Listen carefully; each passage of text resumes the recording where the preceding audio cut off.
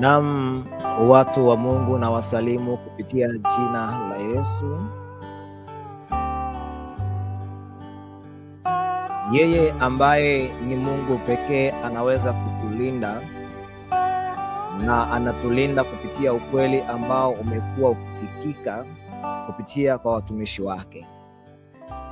Upo nami tena Emmanuel Liaru, mmoja kati ya wajoli wako kwenye channel yako ya Njia Salama, ambao tunapeperusha mahubiri ya neno la Mungu yanayohusu ujumbe wa sasa. Tupo na kanisa la Waadventista wa Sabato, tukijaribu kuchunguza zile kweli ambazo zimeachwa ili kuweza kusaidiana. Hii ni kwa namna nzuri, wala si kwa sababu ya kitu kingine, isipokuwa uweze kuona ukweli na kufuata, ili tuwe watu wenye faida katika mambo ya dini ambayo tupo kwayo. Basi kabla ya kwenda kuanza, tupo sehemu hii ni sehemu ya tatu ya kipindi kinachokwenda kwa title dini yetu itabadilishwa. Hivyo wakati tunaweka sawa kwa habari ya mitambo, ninakusihi kwa jina la Yesu kwamba usiende mbali na kifaa chako cha mawasiliano. Pengine ni television, upo nyumbani, ni kwenye simu unatizama, upo pamoja nasi. Usisahau kulike, kucomment, kusubscribe, lakini pia kubonyeza alama ya kengele ili kuweza kupata taarifa pindi tuwekapo vipindi vipya.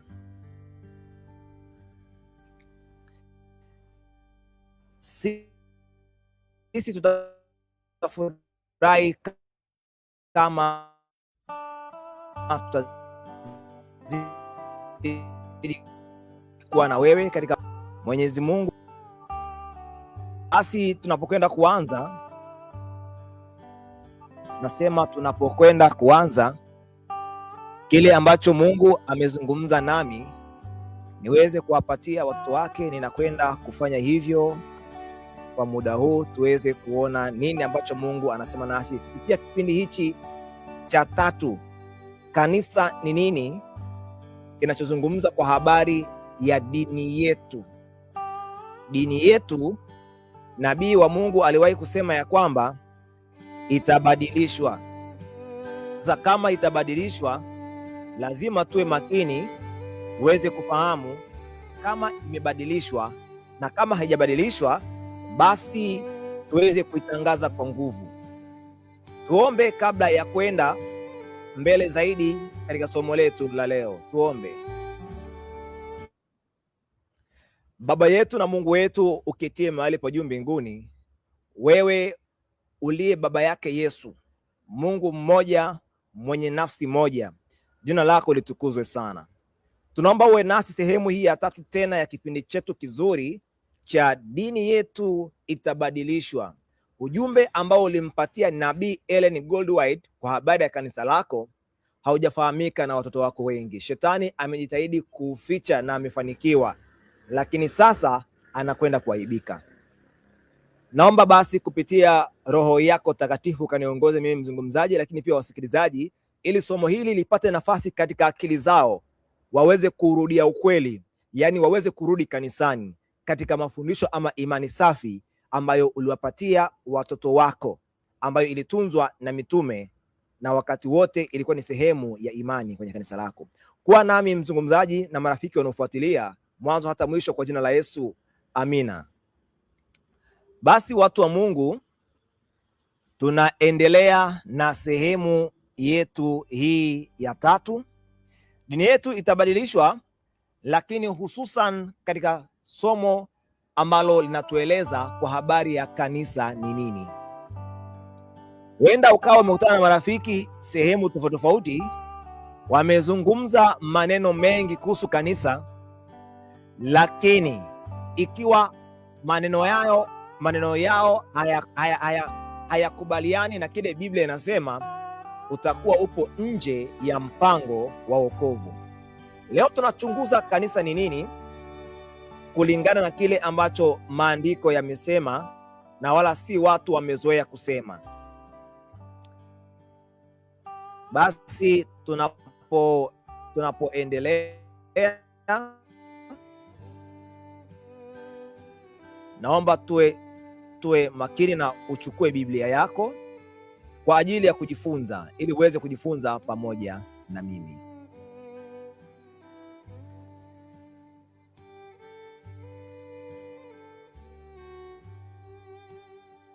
Okay. Kile ambacho basi tunakwenda kujifunza pamoja ni hichi hapa, ambacho tutajifunza ama ambacho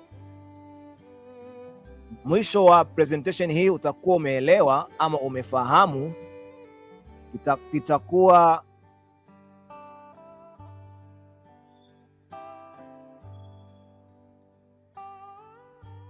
kitakuwa kimejikita katika maeneo haya yafuatayo. Imani inapatikanaje? Muumini ni nani? Nitalijuaje kanisa? Nitaingiaje kanisani? Nini maana ya kutoka? Nini maana ya kudumu? Nini maana ya kukaa ndani? Haya ndio ambayo tutaangalia kwa kina katika mfululizo, katika somo hili la leo ambalo ni sehemu ya 3 ya mfululizo vipindi vyetu vizuri kuhusu dini yetu. Kwa nini tujifunze haya? Yuda 1 aya ya 3 na ya 4, maandiko yanasema hivi: wapenzi, nilipokuwa nikifanya bidii sana kuwaandikia habari ya wokovu ambao ni wetu sisi sote, naliona imenilazimu kuwaandikia ili niwaonye kwamba mwishindanie imani waliokabidhiwa watakatifu mara moja tu. Aya ya 4, kwa maana kuna watu waliojiingiza kwa siri. Hapo sasa, kwa maana kuna watu waliojiingiza kwa siri. Hata leo wachungaji kwenye makanisa na hata kanisa la Adventista wa Sabato, kuna watu wamejiingiza kwa siri. Kuna wachungaji ambao wamejiingiza kwa siri kwenye kanisa la Mungu hili, na wamewafanya wachungaji wengine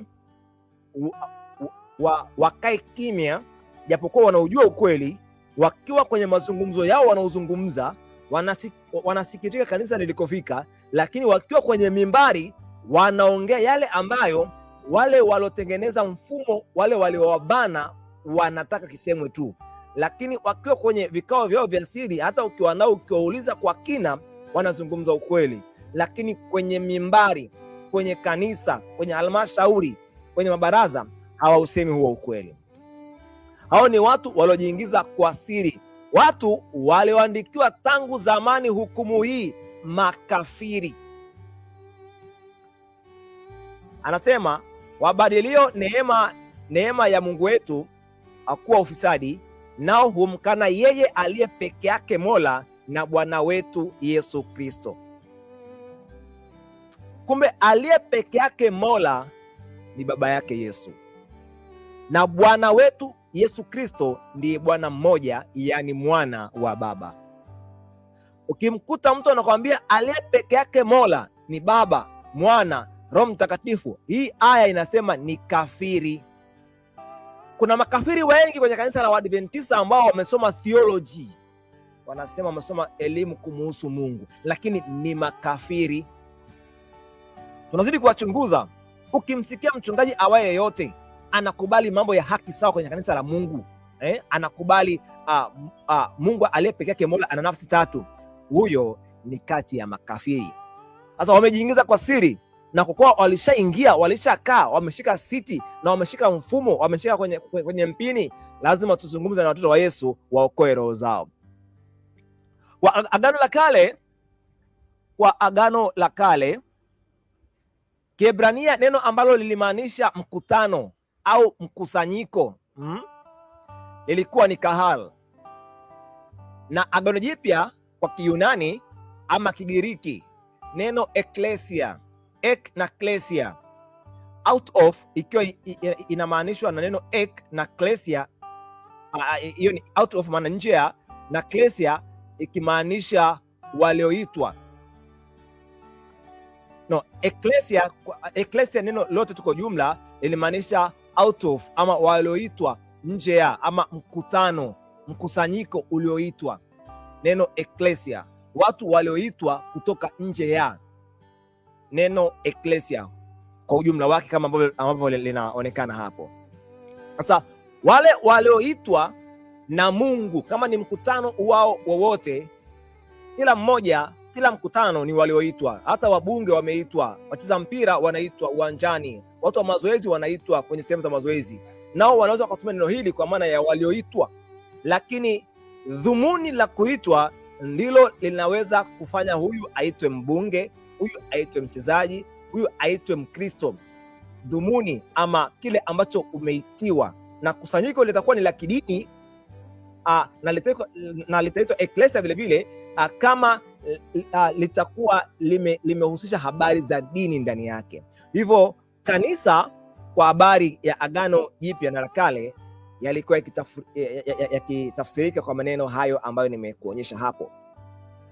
Kitabu cha Petro wa kwanza sura yake ni ya 2 aya ya 9, maandiko yanasema, bali ninyi ni uzao mteule, ukuhani wa kifalme, taifa takatifu, watu wa milki ya Mungu, mpate kuzitangaza fadhili zake yeye aliyewaita mtoke gizani mkaingie katika nuru yake ya ajabu. Yeyote anayeitwa hapo, tumeambiwa mpate kuzitangaza fadhili zake yeye aliyewaita. Kumbe walioitwa sasa wameitwa kutangaza fadhili za Yehova. Hilo ni kanisa. Mtoke gizani, watoke kwenye mafundisho yasiyo ya kweli, watoke kwenye madanganyifu, watoke kwenye mipango ya kibinadamu, waingie kwenye mpango wa Mungu, mkaingie katika nuru yake ya ajabu. Hawa walioitwa sasa ndio kanisa, rafiki yangu. Kanisa ni jumla ya watu walioitwa kutoka katika matendo ya giza. Ikiwa upo kwenye jengo, ikiwa upo kwenye mkusanyiko, lakini ndani yako una matendo ya dhambi yawayo yoyote, unatenda kile Mungu hakusema utende, wewe bado haujaitwa.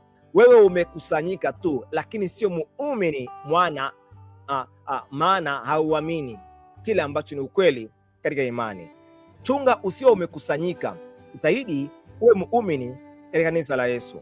Mathayo 16 aya 18, maandiko yanasema, nami nakwambia wewe ndiwe Petro, na juu ya mwamba huu nitalijenga kanisa langu, wala milango ya kuzimu haitalishinda.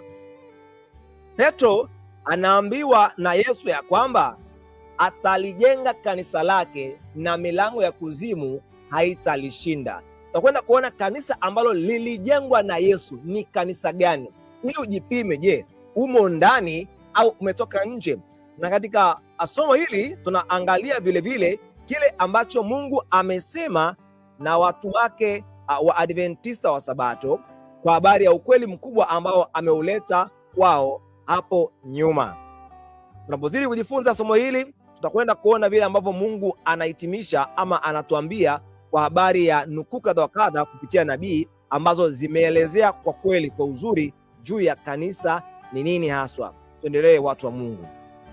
Kitabu cha Warumi 8 aya yake ni ya 9, maandiko yanasema hivi, mtu awaye yote asipokuwa na roho wa Kristo, huyo si wake.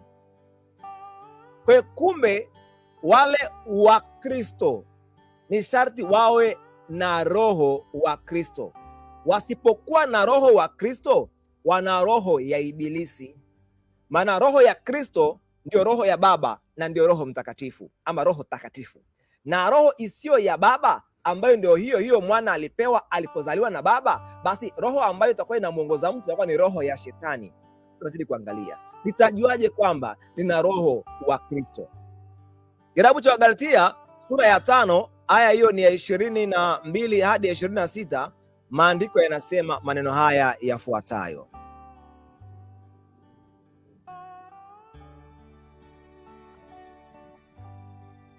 lakini tunda la Roho ni upendo, furaha, amani, uvumilivu, utu wema, fadhili, uaminifu, upole, kiasi. Juu ya mambo kama hayo hakuna sheria. Aya 24, na hao walio katika Kristo Yesu wameusulubisha mwili pamoja na mawazo yake mabaya na tamaa zake. Sikiliza rafiki yangu, na hao walio wa Kristo Yesu wameusulubisha mwili pamoja na mawazo yake mabaya na tamaa zake. Aya 25. Tukiishi kwa roho na tuenende kwa roho. Aya 26. Tusijisifu bure tukichokozana na kuhusudiana.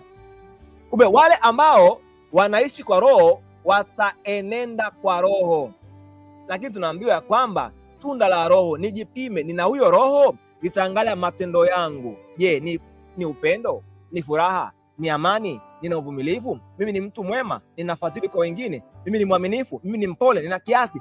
Juu ya mambo kama hayo hakuna sheria. Hivyo ili nifahamu ya kwamba ninaye huyu roho wa Kristo ama sina huyu roho wa Kristo, nitaangalia vile ambavyo ninakuwa na mrejesho pale ndugu zangu watakaponikosea, pale yule mdeni wangu atakapochelewa kunilipa, pale kanisani ninapokana na waumini wenzangu ambao ninaishi nao, ninaonyesha fadhili gani?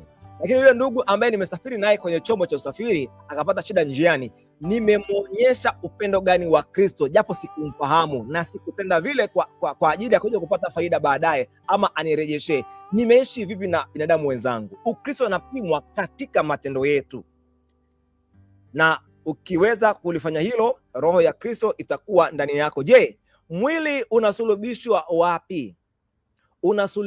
Unasulubishwa wapi mwili? Katika akili zetu. Nikwambie tu mtu wa Mungu, ukiweza kuweka mwili chini ya reasoning, chini ya mawazo, chini ya mawazo ambayo ni chanya, ukiweza kutiisha mwili, na mwili unatiishwa katika akili zetu, katika ubongo, namna tunavyofikiri ndivyo mwili unatenda. Mdomo hautukani mtu bali ubongo. Mkono haupigi mtu ngumi bali ubongo. Akili, unavyoyafikiri mambo. Mwili, miguu inakimbia ikiambiwa na ubongo, ikiambiwa na akili zetu. Mwili unavyotenda ni matokeo ya tulivyofikiri. Hivyo jema au baya linaamuliwa katika ubongo, katika fikra zetu, katika mawazo yetu. Hivyo kama kuna sehemu ya kulinda ni fikra zetu. Hivyo mwili unatiishwa katika akili, na tunajifunza namna kutiisha mwili kupitia kile Yesu alichokisema. Tutaangalia katika video zinazofuata kwa habari ya namna ya kutiisha mwili. Zidi kufuatilia na kuona kile ambacho Mungu anasema kupitia channel ya kupendwa ya Njia Salama. Yuda 1:19 maandiko yanasema hivi: watu wa dunia hii tu wasio na roho. Kumbe watu wa dunia hii hawana roho. Ikimaanisha nini? Yale matendo mema ama lile tunda la roho hatutaliona kwao. Mathayo sura ya 7 aya 16 mpaka 17 inasema, mtawatambua kwa matunda yao. Je, watu huchuma zabibu katika miiba au tini katika mibaruti? Vivyo hivyo kila mti mwema huzaa matunda mazuri na mti mwovu huzaa matunda mabaya. Matendo ya Mitume 11 aya ya 26. Ikawa muda wa mwaka mzima wakakusanyika pamoja na kanisa na kuwafundisha watu wengi, na wanafunzi waliitwa Wakristo kwanza hapo Antiokia. Kwa aya hii mtu wa Mungu unayoitazama, mitume walikusanyika kwa muda wa mwaka mzima, wajumbe hawa wa Mungu pamoja na kanisa. Hivi walikusanyika pamoja na matofali? Je, walikusanyika pamoja na nondo? Walikusanyika pamoja na dhahabu ambazo zinaweza zikanakshi jengo na rangi na paa?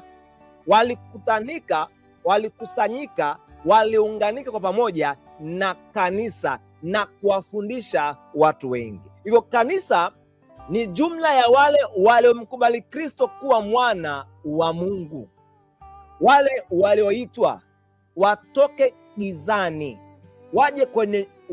waje kwenye nuru ya ajabu ya Mungu wetu. Hivyo wale waliokubali kwa habari ya wito wa Mungu wanaingia kwenye sehemu ya walioitika. Unaweza ukaitwa usiitike, lakini jambo baya sana ama zaidi ni kwamba unaweza ukaitwa usiitike na ukakaa katikati ya walioitika, ukaitwa jina la walioitika, kumbe haukuitika. Tuendelee kuona jambo la hatari hilo. Wakorintho, waraka wa kwanza wa mtume Paulo kwa Wakorintho sura 12 aya ya 13, maandiko yanasema, kwa maana katika roho mmoja sisi sote tulibatizwa kuwa mwili mmoja, kwamba tu Wayahudi au kwamba tu Wayunani, nasi sote tulinyweshwa roho moja. Zingatia hayo maneno ambayo nimeyakolezea, nimeweka rangi tofauti. Katika roho mmoja sisi sote tulibatizwa kuwa mwili mmoja. Kumbe sisi ni mwili mmoja, kwamba tu Wayahudi au kwamba tu Wayunani, nasi sote tulinyweshwa roho moja. Kitabu cha Wakolosai sura ya kwanza aya 18, maandiko yanasema, naye Yesu ndiye kichwa cha mwili. Aya hii ya nyuma tumeona ya kwamba tulibatizwa kuwa mwili mmoja kama inavyoonekana hapo katika roho. Sisi ni mwili mmoja. Alafu Wakolosai 1:18 nasema, naye Yesu ndiye kichwa cha mwili, yani kichwa chetu sisi ndio mwili, yani cha kanisa.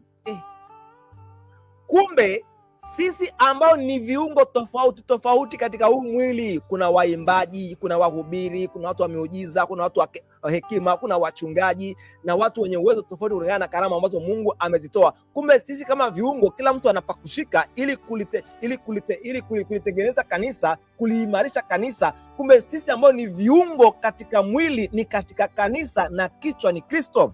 Anasema naye ni mwanzo, ni mzaliwa wa kwanza katika wafu, ili kwamba awe mtangulizi katika yote. Jambo hili nalifahamike na wote watu wa Mungu, ya kwamba mimi na wewe ndio anasema ndio kanisa, maana kichwa cha mwili ama kichwa cha kanisa ni Kristo kama tunavyoona. Kwa hiyo usitafute kanisa kwa maana ya jengo au mkusanyiko ukafikiri litakuwa la Kristo, ila wale wenye roho ya Kristo tumeona hao ni wake. Wale wasio na roho ya Kristo hao sio wake. Hivyo tunapozidi kuangalia juu ya ukweli huu, lazima tujue maneno ama tufafanue maneno ya Biblia kwa kupitia Biblia peke yake, ama kwa kutumia Biblia peke yake. Kile ambacho Mungu amekisema lazima kielezewe ama kifafanuliwe vizuri kupitia Biblia na Biblia peke yake. Tukienda mbele hapa, kitabu cha Waebrania sura yake ya 3 aya ya kwanza na ya pili na pia aya ya 5 na ya 6, maandiko yanasema hivi: kwa hiyo ndugu watakatifu wenye kushiriki mwito wa mbinguni, mtafakarini sana mtume na kuhani mkuu wa maungamo yetu Yesu. Aya ya pili, aliyekuwa mwaminifu kwake yeye aliyemweka, yani alikuwa mwaminifu kwa Mungu mmoja, baba yake Yesu mwenye nafsi moja, kama Musa naye alivyokuwa katika nyumba yote ya Mungu. Na Musa kweli alikuwa mwaminifu katika nyumba yote ya Mungu kama mtumishi, awe ushuhuda wa mambo yatakayonenwa baadaye. Aya ya 6, bali Kristo kama mwana juu ya nyumba ya Mungu, ambaye nyumba yake ni sisi. Narudia, bali Kristo kama mwana juu ya nyumba ya Mungu, ambaye nyumba yake ni sisi. Kumbe sisi ndiyo nyumba ya Mungu. Kivipi sisi hapa ni nyumba ya Mungu? Tuendelee kujifunza rafiki yangu. Kama tukishikamana sana kwa ujasiri wetu na fahari ya taraja letu mpaka mwisho. Kitabu cha Zaburi sura yake ya 23 aya ya 6, hakika wema na fadhili zitanifuata siku zote za maisha yangu, nami nitakaa nyumbani mwa Bwana milele. Tuweze kuangalia mambo haya, tumeona ya kwamba sisi ambao tuna roho ya Kristo ni mwili, na sisi ni kanisa, na sisi ni nyumba, ni mwili, ni kanisa, ni nyumba ya Mungu. Daudi anaposema hapa kwenye Zaburi 23 aya 6, anaposema hakika wema na fadhili zitanifuata siku zote za maisha yangu, nami nitakaa nyumbani mwa Bwana milele. Nataka nikuulize swali katika kujifunza kwetu.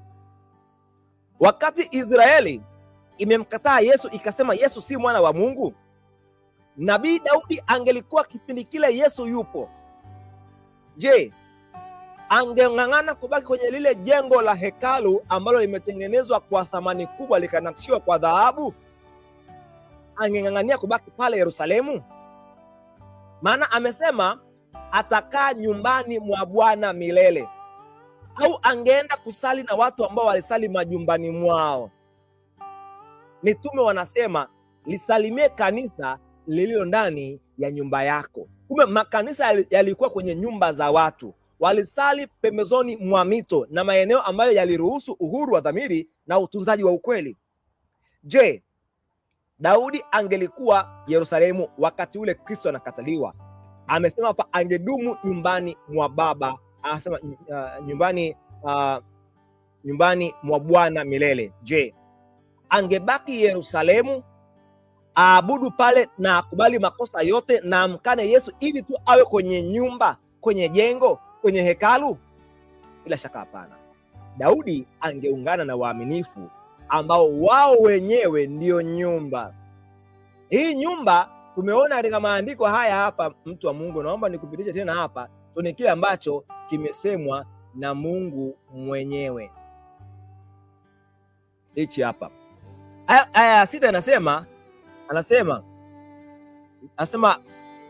bali Kristo kama mwana juu ya nyumba ya Mungu, ambaye nyumba yake ni sisi. Kwa hiyo Daudi anaposema ya kwamba atabaki kwenye nyumbani mwa Bwana milele, anamaanisha atabaki kwenye maagizo yote ya Mwenyezi Mungu, ili roho ya Kristo iwe ndani yake, awe wa Kristo. Maana aliye wa Kristo ni mwili, aliye mwili ni kanisa, na aliye sehemu ya kanisa, yeye yupo kwenye nyumba ya Mungu. Maana hiyo nyumba ama nyumba hiyo ni sisi. Hivyo ili niwe sehemu ya kanisa, ni sharti niwe nimetenda kile ambacho Yesu ameagiza. Maana imani huja kwa kusikia, na kusikia huja kwa neno la Kristo. Ikiwa umesikia kwa mwingine asiye Kristo, kweli utakuwa una imani, lakini hiyo imani sio ile inayokufanya uwe kanisa. Maana hapa tunaona kanisa ni jumla ya watu waliosafishika akili, wanaotenda matendo mema. Maana mwili unasulubishwa katika akili, na kanisani tunaingia kupitia akili. Miguu inatuingiza kwenye majengo, akili zinatuingiza kanisani. Watu wengi wameingia kwenye majengo, kwenye mikusanyiko na huenda wakati mwingine kwa sababu majengo hayo yamejengwa vizuri na watu wamezaliwa humo, lakini hawakuwahi kuingia kanisani. Maana akili zao hawazitumii kuchakata ule ukweli na kuweza kutumia virutubisho ambavyo vipo huko kwa ajili ya kuimarisha afya yao ya kiroho, waweze kutembea katika Kristo. Hawafanyi hivyo. Hivyo Nabii Daudi anaposema nami nitakaa nyumbani mwa Bwana milele, anamaanisha ataketi katika ukweli, atakaa katika kile ambacho Mungu ameagiza, ili awe kati ya nyumba yake, ambayo nyumba hiyo ni sisi. Maana Musa alikuwa mwaminifu, akawa mkuu katika nyumba ya Mungu, na Yesu vivyo hivyo. Hivyo ili tuwe sehemu ya nyumba, sehemu ya kanisa, sehemu ya mwili, ni sharti tuwe waaminifu. Haleluya, watu wa Mungu.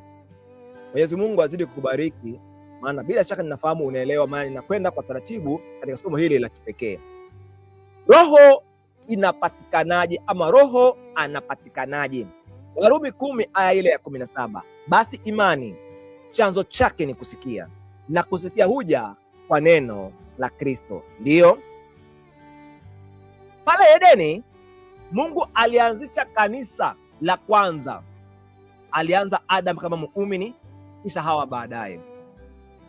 Lakini shetani akaja akatengeneza kanisa la pili, ambalo kanisa jipya laundwa na kanisa ambalo Kaini alikuwa ni muumini wa kanisa hili. Hivi kumbe ukibadilisha agizo la Mungu, unazaa kanisa jipya. Weka kwenye akili hichi kitu. Ukibadilisha agizo la Mungu, wewe binadamu umetengeneza kanisa lingine la pili. Kanisa la kwanza hapa, Mungu alisema agizo usile.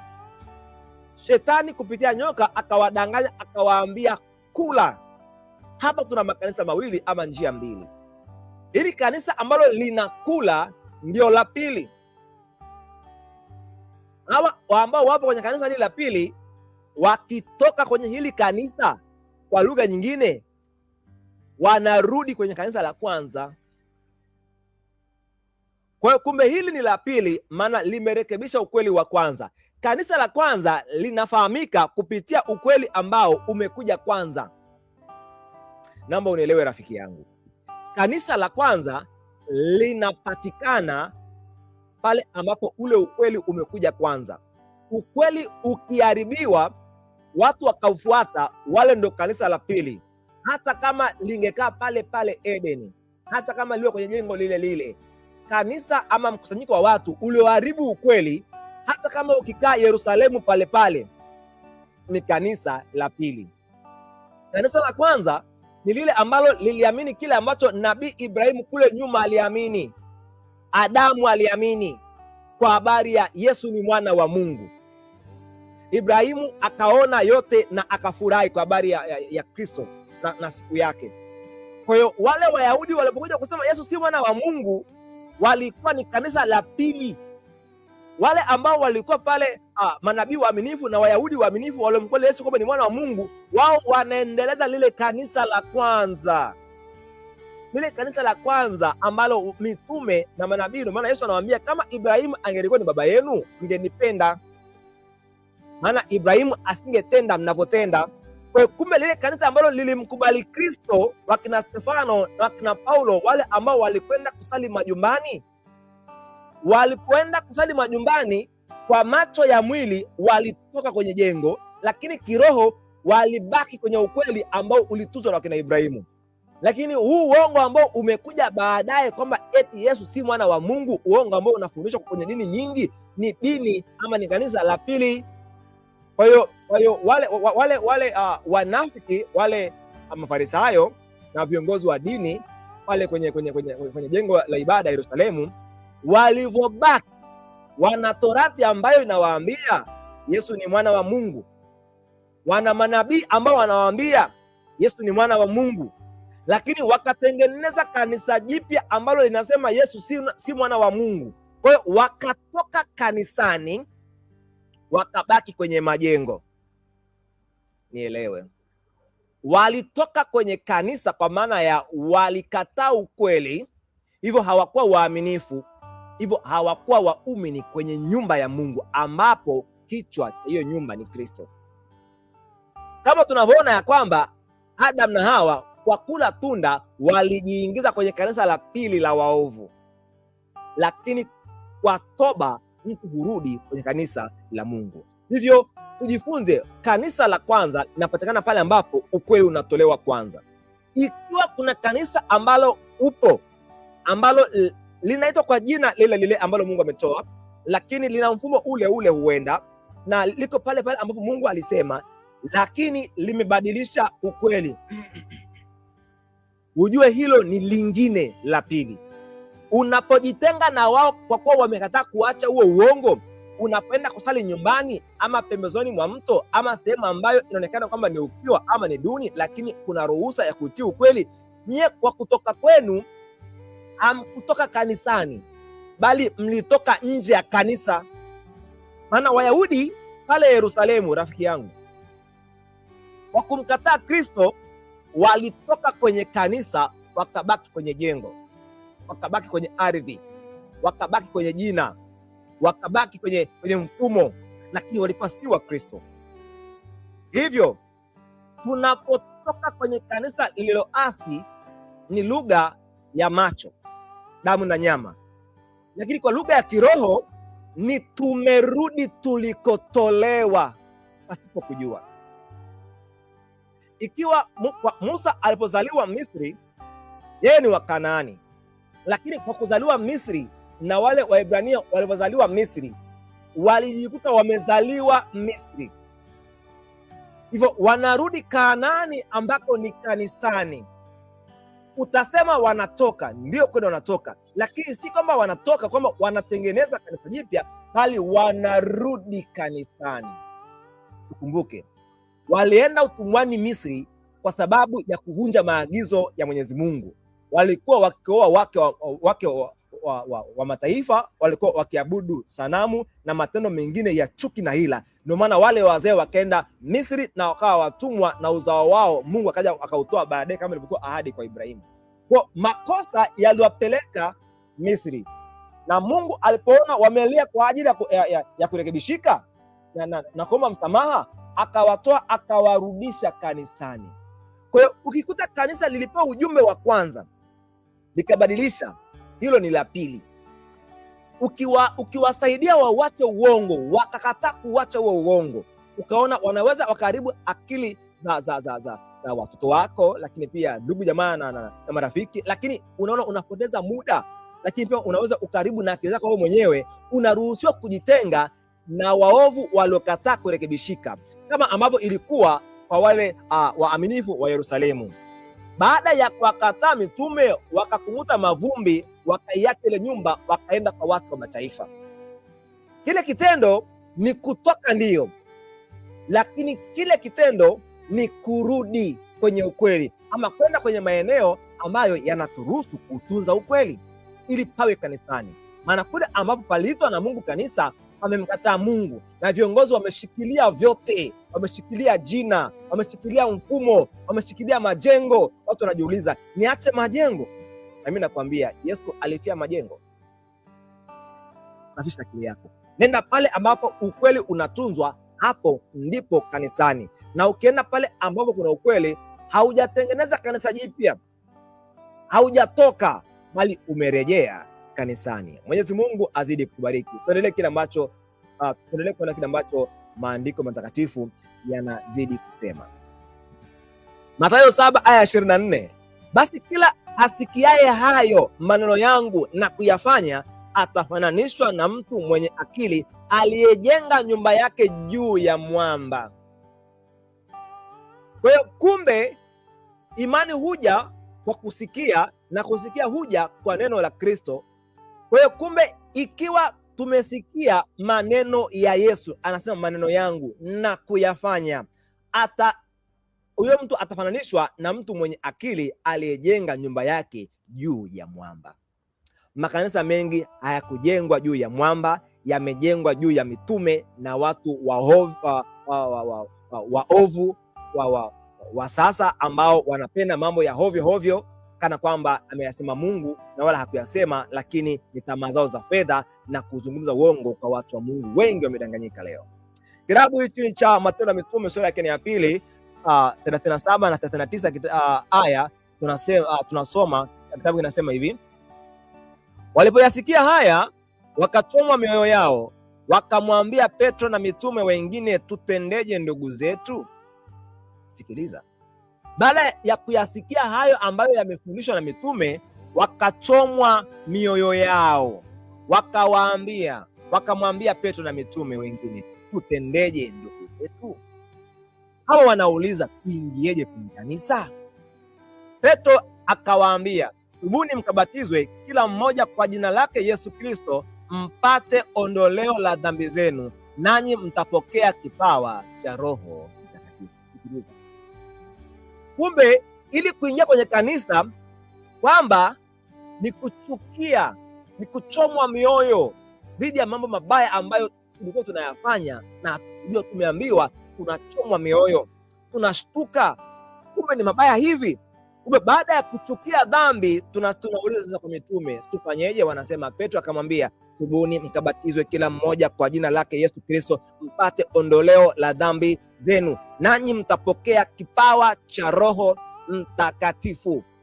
Kwa kumbe ondoleo la dhambi, kutubu dhambi, kuchukia dhambi, kuna kuingiza kanisani. Na hapa kwenye hili kanisa wala sio majengo. Hawakuuliza tukaingia kwenye jengo gani. Walikuwa wanashughulika na hali ya kiroho, hali ya kufikiri. Kumbe kuingia kanisani ni kupata ondoleo la dhambi. Anasema kwa kuchukia na kwenda mbali nayo, na kutoka ni kurudia ulichoacha. Wakati unarudia kile ambacho umekiacha, wewe umetoka kanisani. Wakati kile ulichokiacha wakati unaingia, lakini kurudia dhambi ama kupenda dhambi, huko ni kutoka kanisani. Maana hao kwa kuingia kwao walichomwa mioyo kwa yale matendo mabaya ambayo walikuwa wanayafanya, wakahuzunika. Hapa ndipo walipoingia, walipojuta, walipochukia dhambi. Hivyo kinyume cha kuingia ni kutoka. Kwa hiyo siku ambapo watatenda dhambi na mioyo yao haitachomwa, hao wametoka. Rafiki yangu, pale ambapo unafanya dhambi waziwazi wala haugusi kwenye moyo wako, wewe umetoka kanisani. Maana Yesu akija na ujira wako, unafikiri ujira wako utakuwa ni upi kama sio uangamivu wa milele? Yesu ana ujira gani kwako ikiwa wewe unatenda dhambi na hauchomwi moyo, haushtuki, unaona ni kawaida? Jambo hilo ni la hatari sana. Unakuwa sio kati ya waumini wa Yesu, unakuwa sio kati ya kanisa. Matendo sura yake ni ya 2 aya 29. Kwa kuwa ahadi hii ni kwa ajili yenu na kwa watu wenu na kwa watu wote walio mbali na kwa wote watakaoitwa. Walioitwa na kuitika ndio eklesia, na Bwana Mungu wetu wamjie. Naomba nikuulize maswali muhimu sana, maswali ambayo yatakusaidia kuelewa kile ambacho ninafikiri nikimaliza somo hili na ukiwa haujaelewa bado utakuwa umebaki njia panda. Rafiki yangu, pale ambapo hawa Waebrania wa Israeli, watoto wa Yakobo, walipokuwa kwenye safari yao pale mlimani wakiwa katika jangwa, walitengeneza ndama wa shaba. Swali la kwanza, je, waasi hawa walikuwa ndani au nje ya kanisa? Hawa watu ambao wanamtukuza Mungu ndama, wako nje au ndani ya kanisa? Kwa sababu eneo ambalo wapo ni eneo ambalo Mungu aliwaongoza kupitia miujiza, kupitia lile wingu, kwamba likisimama wanasimama hapo. Hapa kweli walisimama, waliambiwa na Mungu wasimame, ni agizo la Mungu, na wawe hapo mpaka Mungu atakaposema waondoke. Swali langu kwako wewe msikilizaji na mtazamaji, walipokuwa hapa wakiabudu ndama, walikuwa ndani ya kanisa au walikuwa nje ya kanisa? Kumbuka, Walawi hawakuishiriki hii dhambi kabila zima, lakini makabila mengine kuna ambao walishiriki na wengine hawakushiriki, lakini kwa Walawi wote kabila zima hawakuishiriki hii dhambi. Na kuuliza, hawa ambao wanaabudu hii ndama, wanasema ndio miungu iliyotutoa Misri, kwa tendo hili walikuwa ndani au walikuwa nje? Hawa wanafanana na watu ambao wapo kwenye majengo lakini wako nje ya imani, ambapo huwezi kukaa nao hawa ukaabudu nao pamoja, maana ukitoa matoleo yako tu yanasukuma uongo. Sadaka zako zinatumika kutengeneza mungu mwingine ambaye ni bandia wa uongo. Huwezi kuwa nao. Hawa walikuwa nje ya kanisa, kwa maana nje ya imani, lakini ndani ya eneo Mungu alilolitoa. Kuna kanisa kwa maana ya jina la mtu mwenye imani, ambaye hilo ndilo lisiloanguka. Milango ya kuzimu haitalishinda. Dhambi haipambani na matofali. Milango ya kuzimu haipambani na majengo. Milango ya kuzimu inapambana na akili ambazo nataka kushika ukweli. Hizo ndizo ambazo shetani anapambana ili kuziangusha. Kwa hiyo kanisa ambalo lipo hapa naweza kuzungumza ama naweza kulizungumzia kwa namna mbili tofauti.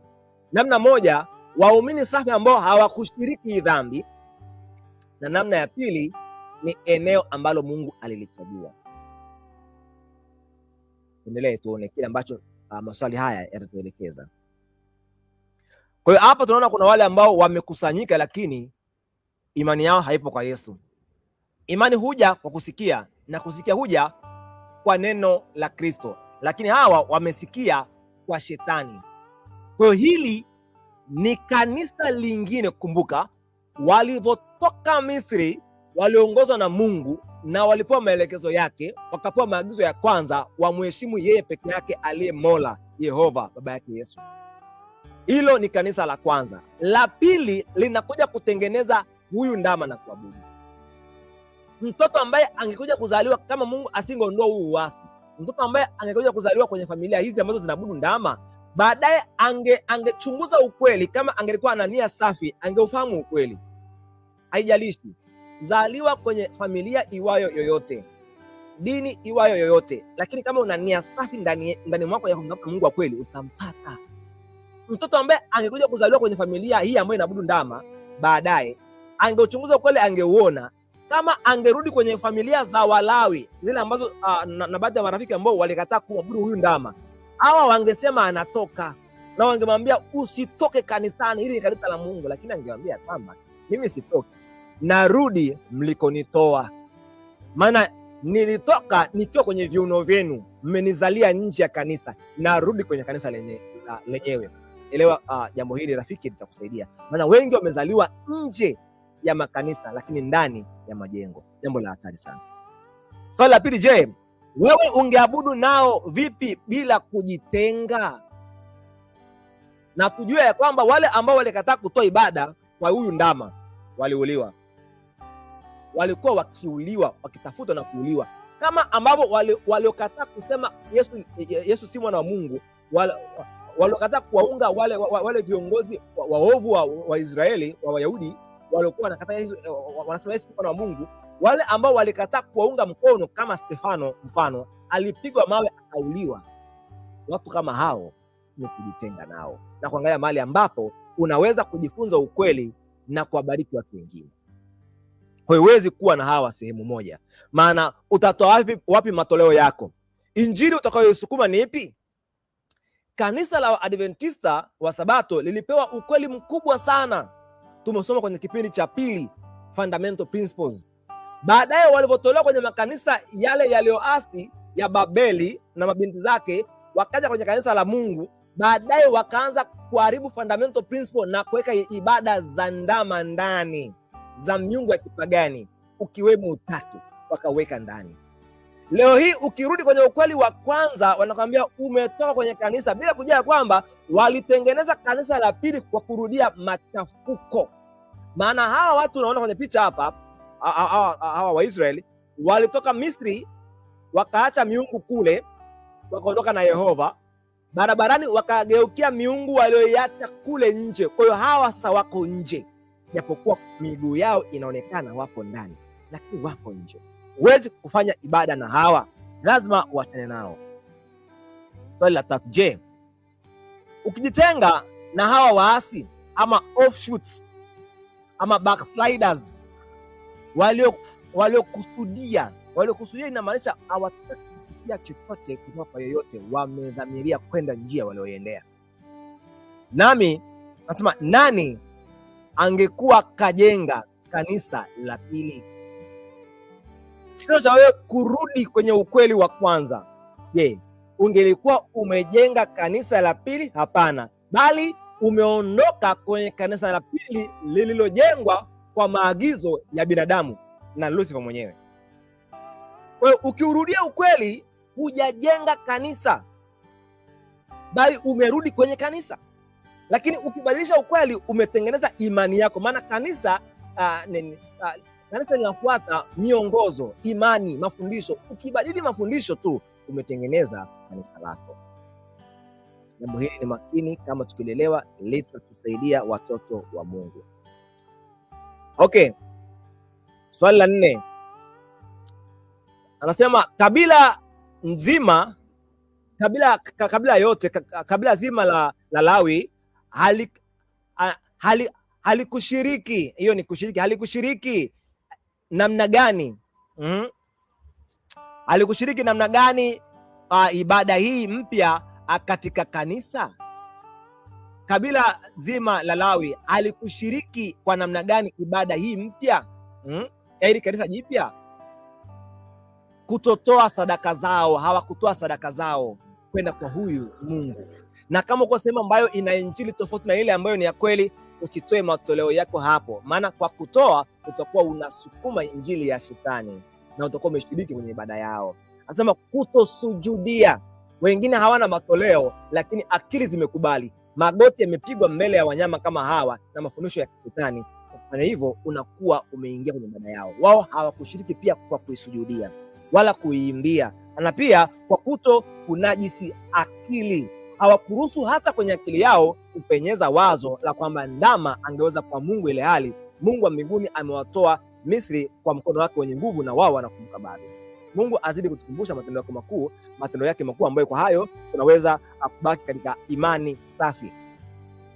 Mfumo au utawala ukiasi na kukulazimisha ufuate uasi wao ili uitwe muumini kwenye kanisa lenye jina alilotoa Mungu, je, ungetii huo uasi? Yaani watu wanakuambia hili ni kanisa la Mungu, ametoa jina yeye. Unatoka unatengeneza kanisa lako wakati wameweka ndama ndani. Kitendo cha kutoka, je, ungekiona kwamba ni kuasi? Au ungebaki utii ule uasi wa ndani? Maana ukiutii ule uasi ndipo unapokuwa muumini kwenye kanisa. Nataka nikwambie kitu kimoja, huu ni uovu wa jumla, huu ni uovu wa mfumo. Hili ni kosa la kimfumo ambalo ili uwe kwenye kusanyiko hili ni sharti uungane nao mkono. Kwa kosa hili tunatakiwa tutoke hapo, lakini kwa makosa ya mtu mmoja mmoja hatuwezi kutoka, maana ni makosa ya mtu mmoja mmoja. Kama kwa habari ya Anania na mwenziwe, walikosea wale wawili, hawezi kutoka kwenye kanisa maana ni kosa la mtu, halikuchafui wewe bali yule mtu. Lakini makosa ya kimfumo kama leo hii, ili uwe samama na wale Wayahudi waliomkataa Kristo, ili uingie ndani mule ni sharti umkane Kristo, si mwana wa Mungu ndio uingie ndani. Haiwezekani. Kwa hiyo makosa ya kimfumo ambayo yanashikiliwa kwenye vitabu ama kwenye kanuni za makanisa ndio ambayo yanawatoa watu nje ya kanisa. Yaani watu wakikubali wako nje ya kanisa, maana wako nje ya ukweli. Kwa hiyo mifumo hii imefumwa kiasi kwamba ili uingie kwenye kanisa fulani ni sharti lazima upitie kuapa viapo ambavyo ni vya uongo. Kwa kufanya hivyo unafanana na yeyote ambaye alisimama na kuabudu hii ndama hapa katika hawa watu ambao walikuwa wakitolewa Misri na Mwenyezi Mungu, ama hawa Waebrania. Kwa maswali hayo tutakuwa tunaelewa hichi kipengele hapa ambacho kujifunza sehemu ya pili, kwamba ukiutii huu ukweli ambao Mungu aliutoa, hakuna ndama ya shaba humo ndani, humo kanisani. Na upande wa kulia kwenye X, kwenye kitabu cha wanavyoamini, huo ni uasi au ndio offshoot ama watu walio nje ya kanisa. Maana haya unayoyaona hapa, hivi vitabu viwili ni makanisa mawili. Kanisa la kwanza lina ukweli, kitabu ambacho kina tiki fundamental principles. Ukikubali hichi, haubatizwi kwenye kitabu ambacho kina X. Hawa ndio walioasi na kuacha ukweli. Lakini kwa akili, Shetani amewatoa kwenye kanisa akawaacha kwenye majengo, akawaachia na jina. Jambo la hatari. Usiwe wewe rafiki yangu. Usitoke kanisani. Je, tusitoke namna gani? Tusitokeje kanisani? Kwa kubaki kwenye kweli ambao Mungu aliwapatia watu wake. Utafuta wako. Jifunze ndani ambacho kilikuwa ndani, utaona vile ambavyo Bwana anazungumza na aliwapatia watu wake. Stefano angebakije kanisani Yerusalemu bila kutenda dhambi? Je, angekaaje na wanaosema Yesu sio mwana wa Mungu? Je, waongofu wake ambao alikuwa anawahubiria angewaingiza kwenye jengo gani? Angewapeleka wapi? Leo kuna watu ambao wanasema usitoke kanisani, lakini hapo walipo wanajua kuna makosa na wanajua wakifuta ushirika hawezi kuingia tena, lakini wale ambao wanahubiria wanawaambia ingieni. Mambo la hatari sana. Kwa hiyo hapa Stefano asingeweza kuifanya kazi ya Mungu kwenye kanisa hili ambalo limemkataa Mungu. Maana wale ambao angewahubiri ukweli asingeweza kuwaingiza hapa, maana ili waingie hapa ilitakuwa waukane ukweli wake, ilibidi kuondoka na kuacha waovu hawa. Watu wa Mungu wanapokataliwa, wanaangalia mahali ambapo wanaweza kupata uhuru wa kuabudu. Nabii anasema FS 106 1905 anaandika, anasema, nimeagizwa kusema kwamba lazima tufanye yote hatuwezayo kwa ajili ya hawa waliodanganyika.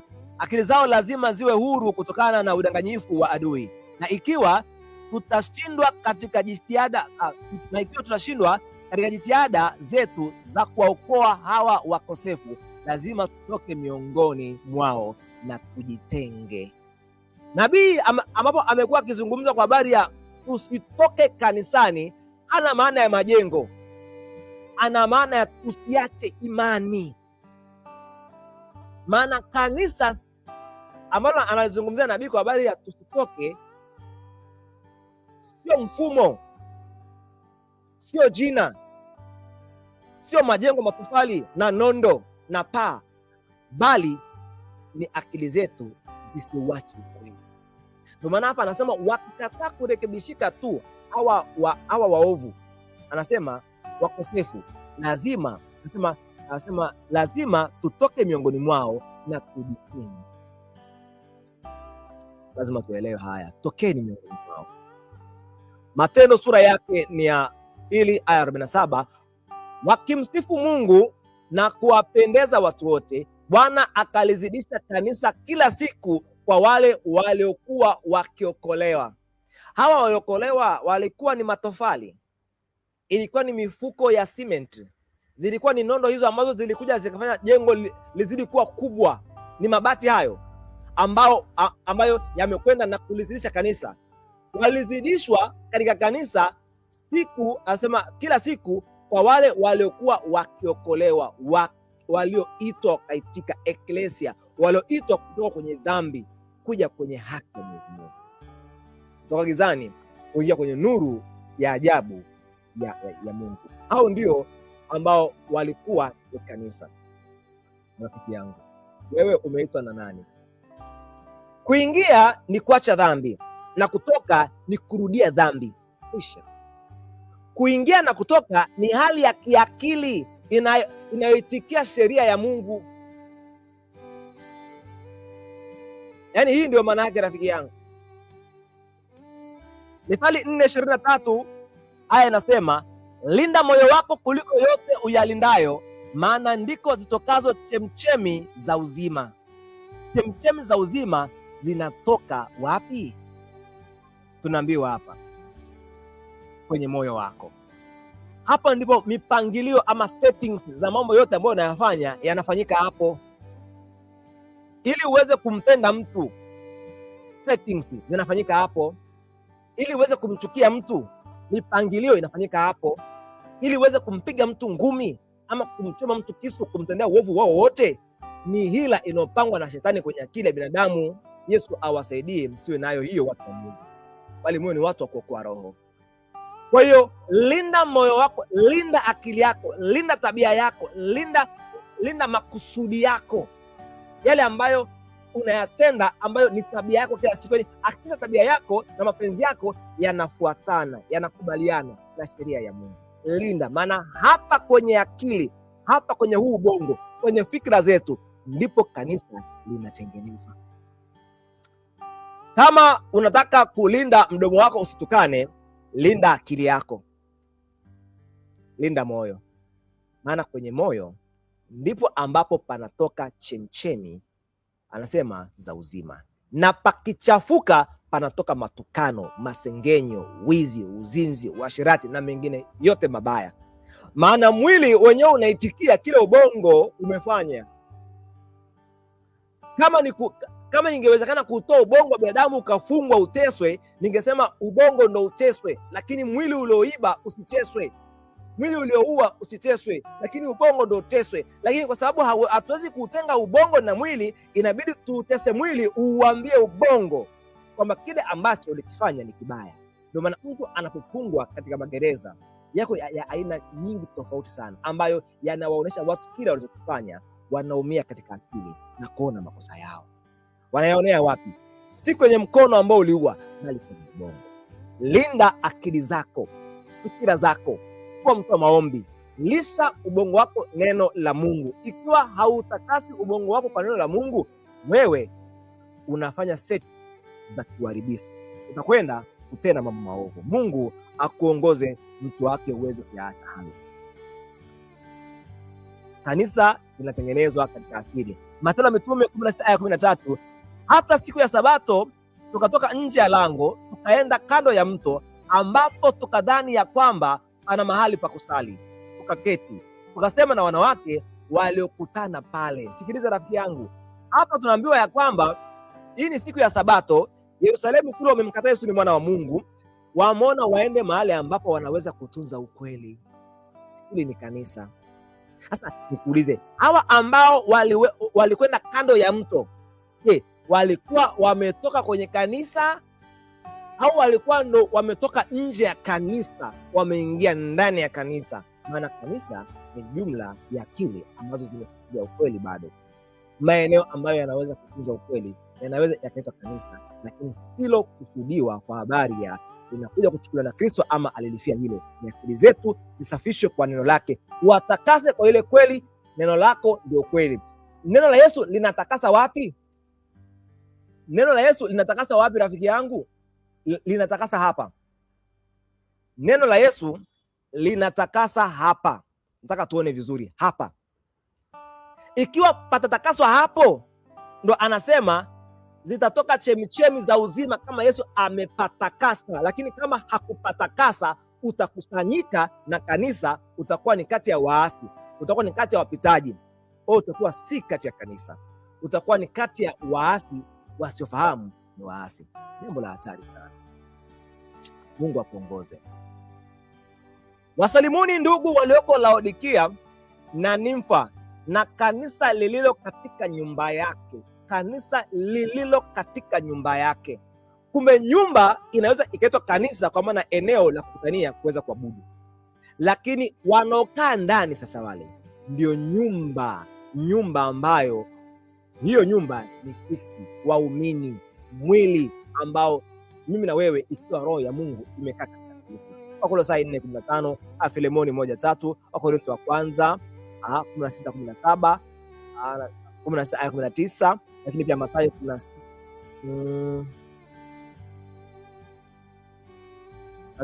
Hapa na Korinto, waraka kwanza wa Korinto, waraka wa kwanza mtume Paulo kwa Korinto sura ya 16 aya ya 19, ambacho kinazungumza hapo. Hiyo Mathayo haijakaa sawa. Ukiangalia hapa kwa habari ya waraka wa kwanza wa mtume Paulo kwa Korinto 16:19, maandiko yanasema hivi. Tufunge wote rafiki yangu. Makanisa ya Asia wawasalimu, Akila na Priska wawasalimu sana katika Bwana, pamoja na kanisa lililoko ndani ya nyumba yao.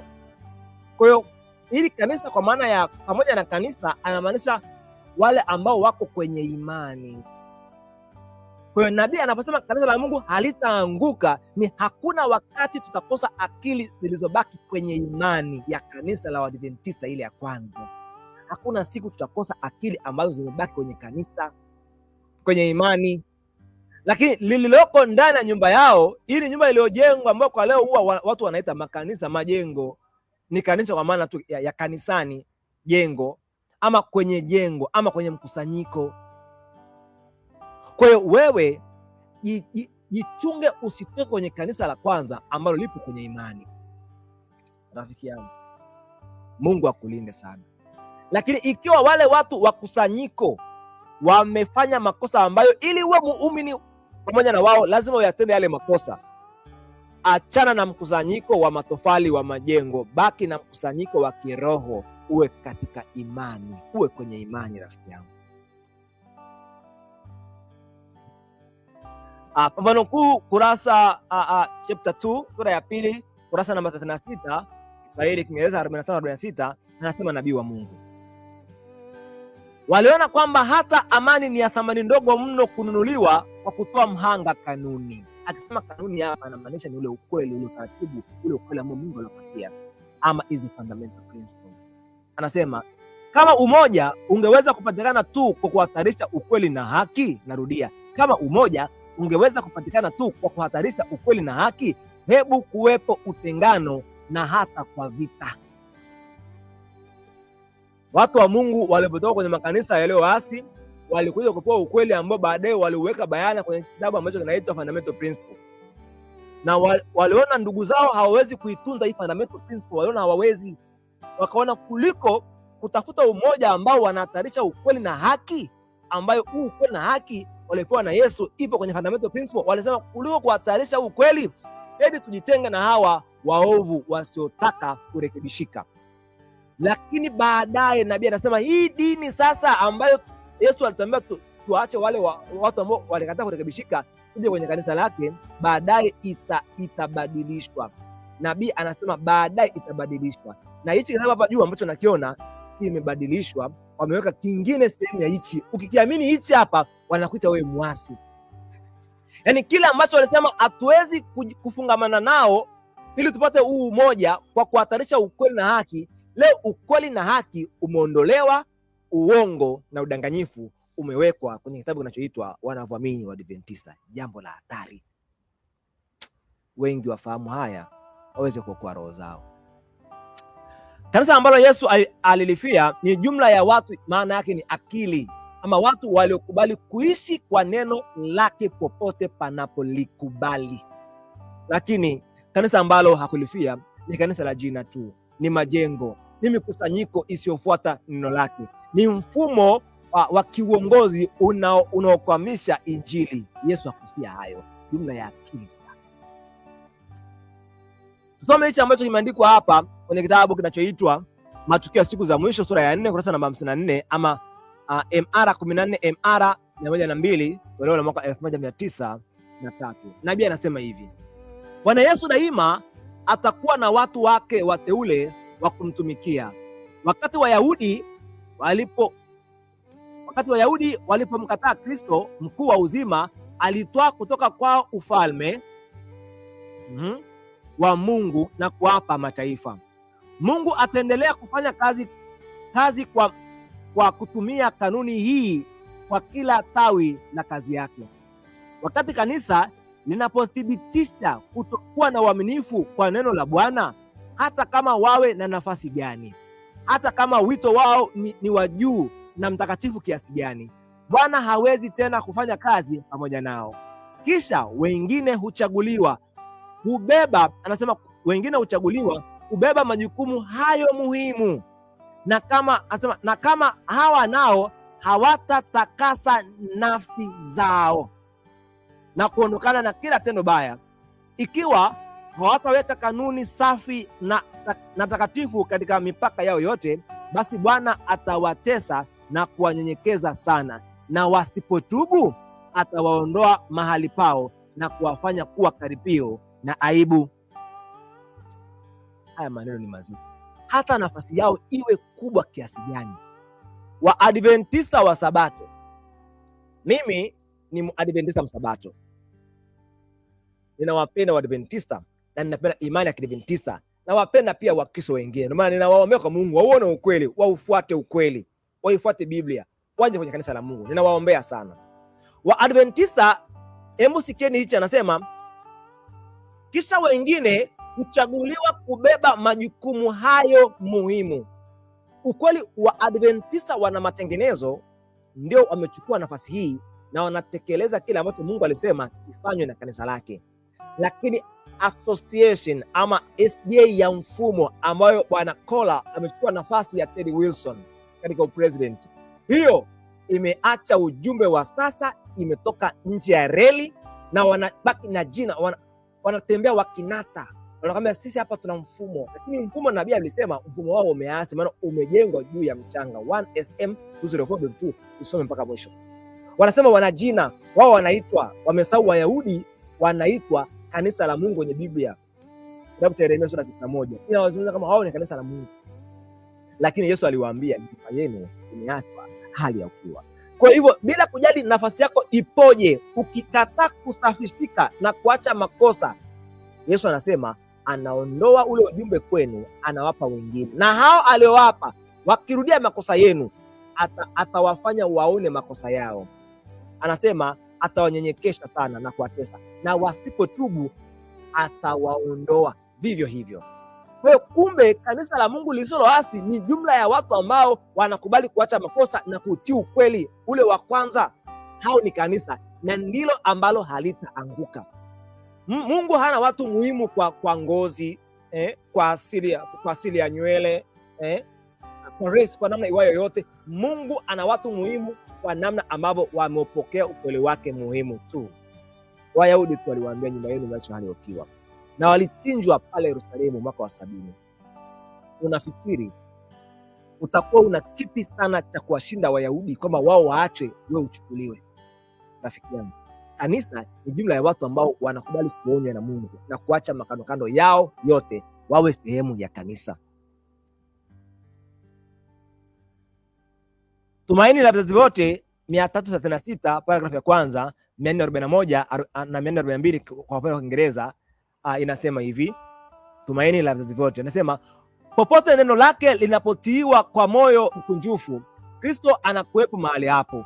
Si kwamba yupo katika mikusanyiko ya kanisa peke yake, bali popote wanafunzi hata wawe wachache kiasi gani watakapokutana kwa jina lake yupo. Wewe kumbe Mungu angalii watu wengi. Pale ambapo watakutana kwa jina lake, Yesu yupo. Hao ndio usiwaite Babeli. Hao ndio hawataanguka. Tukuna kuona vile visa ambavyo vimefanyiwa vibaya na wachungaji wa shetani. Tunaona vile ambavyo Mungu hakumaanisha wachungaji wa shetani walivyofanua aya nzuri ambazo zinatusaidia kubaki kanisani. Mathayo 16:18. Nami nakwambia wewe ndiwe Petro, na juu ya mwamba huu nitalijenga kanisa langu, wala milango ya kuzimu haitalishinda. Milango ya kuzimu ni mafundisho ya uongo, mifumo.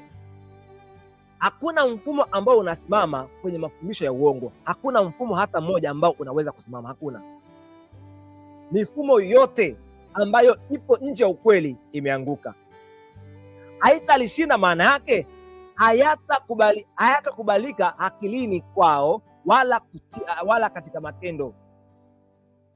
Hayatawekwa katika akili wala katika matendo. Hayo matendo ya uovu halitaanguka, na milango ya kuzimu haitalishinda. Hili kanisa ni lipi? Je, wewe ni muumini katika hili kanisa?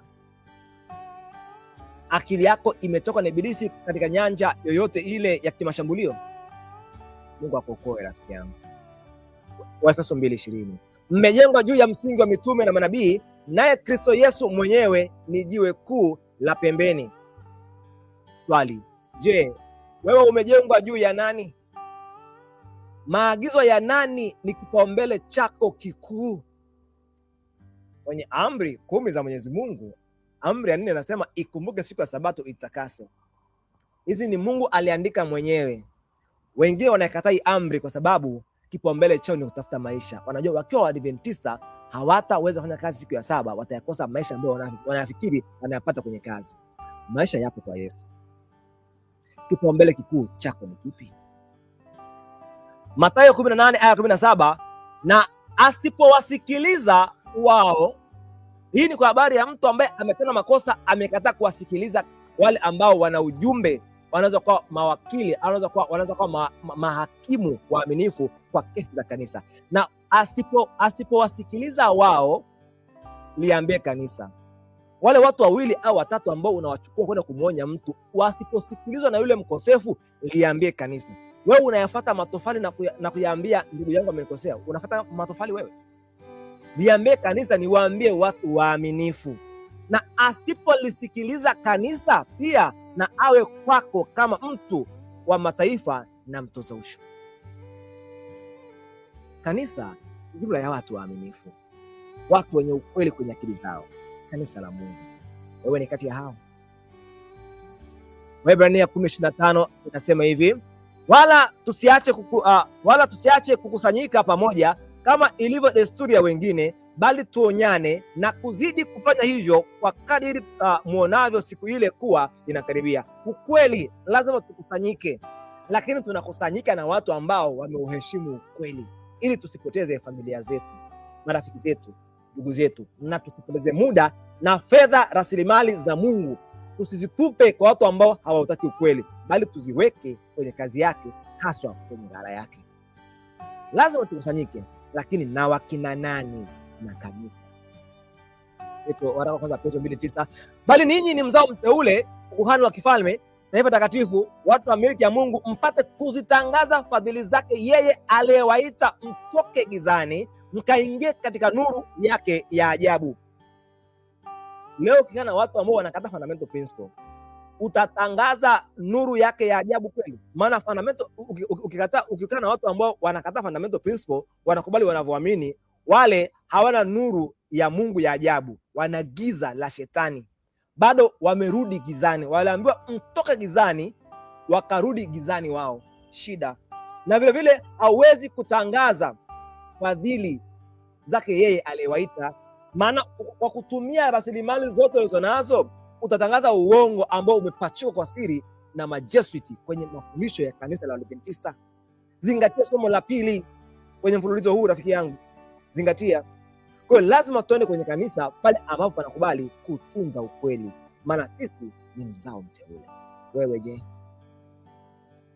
Katika hivi vitabu viwili hapa, walioitwa waliamini nini hapo kwanza? Kati hivi viwili ni hichi kitabu kinaitwa Fundamental Principle, waliamini hicho. Baadaye watu walioasi na kurudi kwenye giza la mafundisho ya kipagani wapo kwenye hichi kitabu cha kuja kinachoitwa Wanafunzi.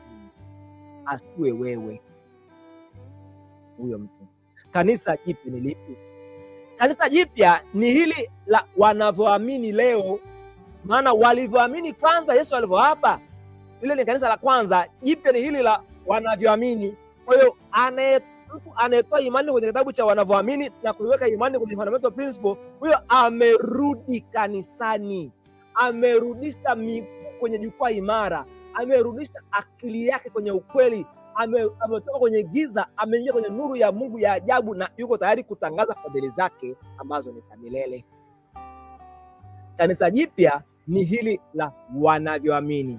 Hivyo hawa ndo wametoka mpaka sasa hivi. Na ukiwaambia tunarudi kanisani, wanakuambia wewe ndo unatoka, unaondoka kwenye kanisa hili, wewe utaitwa jina gani huko unakoenda? Hawajui Wayahudi wameachiwa jina mpaka leo. Yaani waasi bado unaowaona. Sisi sio Waadventista wa Sabato wa jina, ni wa imani. Na mwenye imani ndo anaitwa jina hilo na malaika. Nyie mnaitwa jina hili la Waadventista wa Sabato na serikali za dunia hii, maana mmesajiliwa huko, mmeshikilia majina kwa usajili wa kiserikali, mnaitwa hivyo kiusajili, si kulingana na imani. Hawa ni Wakristo wa Adventista wa Sabato wa kitabu cha wanavyoamini wa Adventista, wao ni wa Sabato wa jina ambalo limesajiliwa tu, lakini si wa imani. Rafiki yangu, jifunze ukweli. Wachungaji leo ni wa mshahara, ni wanafiki sana, na ni watu ambao hawapendi watu waujue ukweli.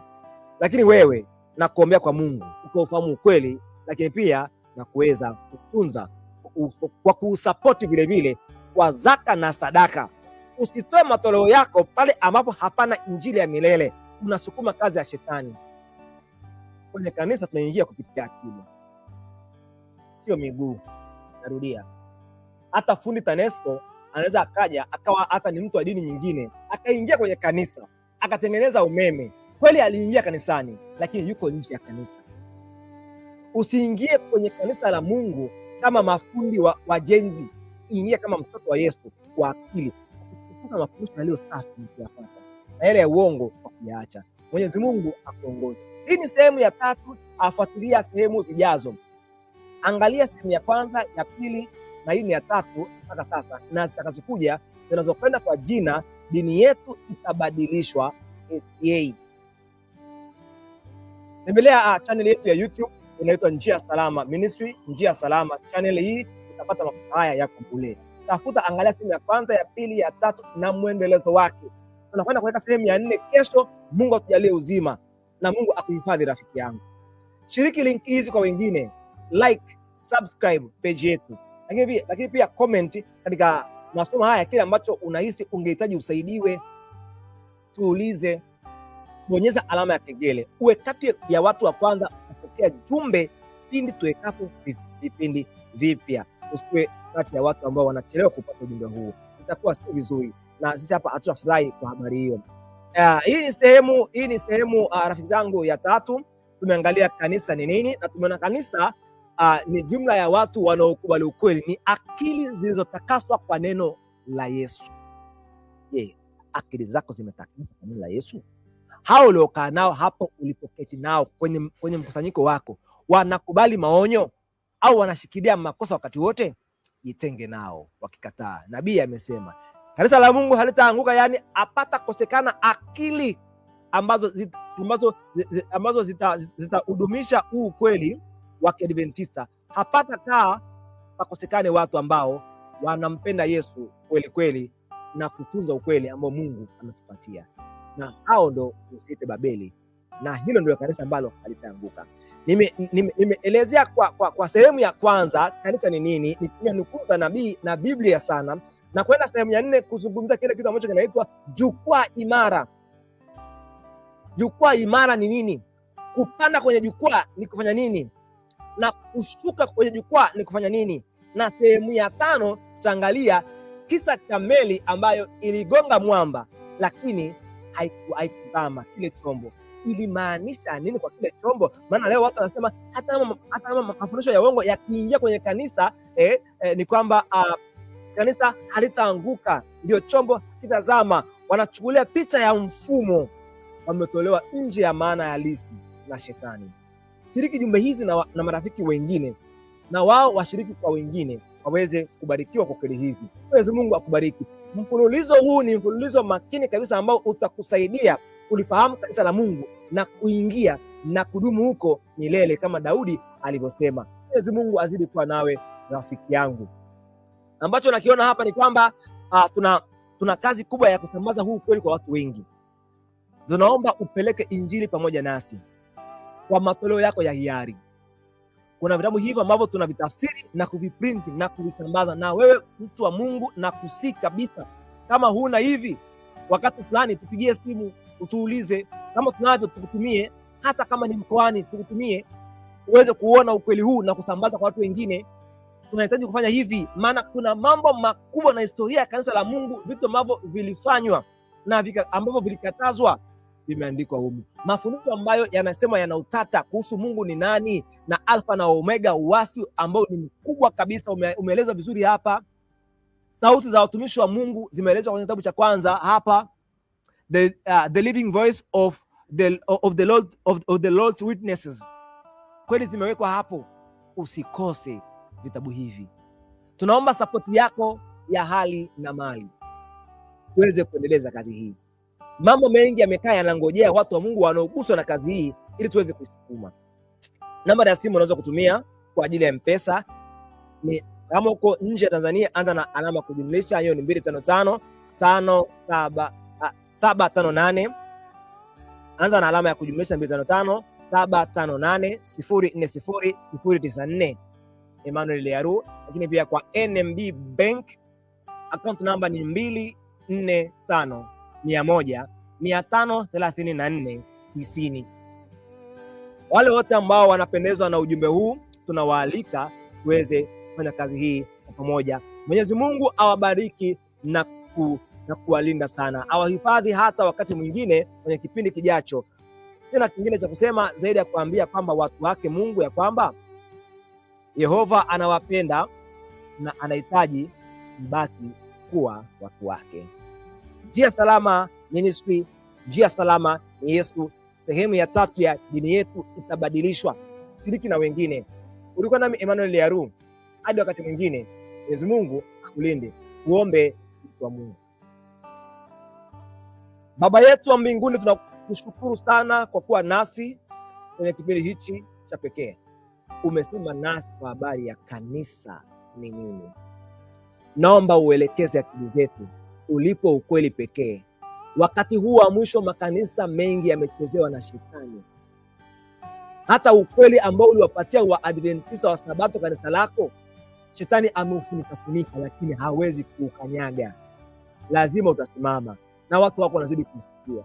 Naomba uwasaidie kuelewa huu kweli, watoto wako wanaosikiliza mafundisho haya waweze kujitenga na mafundisho ya wanatheoloji wanafiki, wachungaji waongo ambao wameaminiwa wakapewa ridhaa kwenye makanisa, kwenye kanisa lako.